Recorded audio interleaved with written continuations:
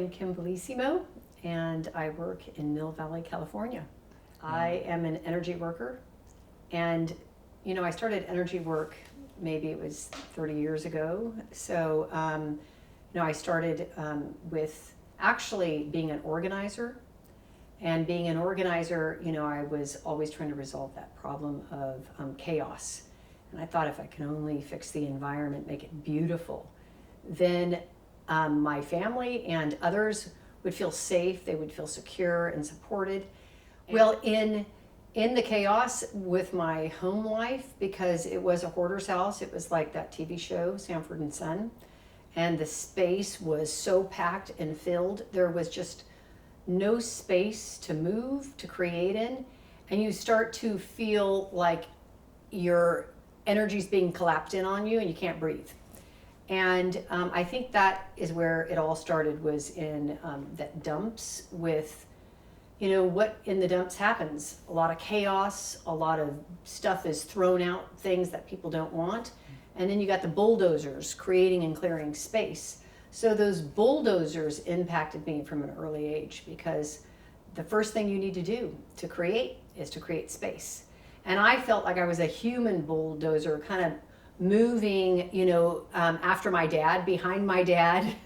I would organize his shed and, all of his tools and our home. And I was always, switching the furniture around in this place and space. It was a way of trying to create change, because I didn't know how to effectively create change. Mm-hmm. And so I was just responding to the environment, and it felt dirty. And the objects in our home, like we got this big TV from the dump, and it was like this huge piece of furniture, but the TV didn't work. So, and it was like the things that my dad would collect from the dump were all these broken things that he was going to fix.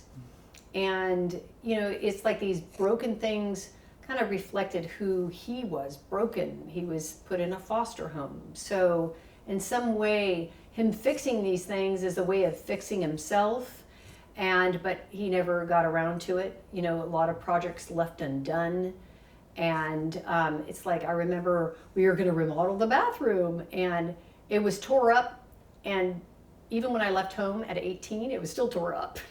So it was a lot of incomplete tasks and things left unfinished, kind of the internal reflection of, his life growing up. So we were all kind of put in that environment and in that space, and it was very unsafe. Okay.